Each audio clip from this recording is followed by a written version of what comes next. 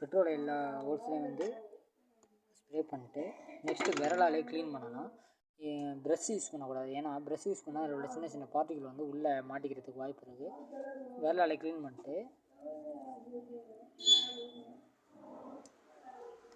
Next மறுபடியும் பெட்ரோலை spray பண்ணிடுங்க.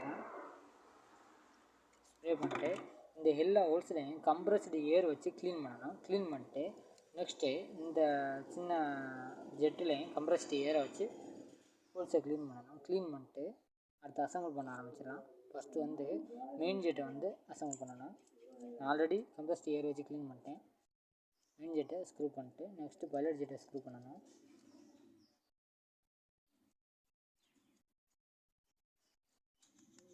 ஸ்க்ரூ பண்ணிவிட்டு நார்மல் டைட் வச்சா போதும். நெக்ஸ்ட்டு இது வந்து ஃப்ளோட்டு, இது வந்து நீடிலு.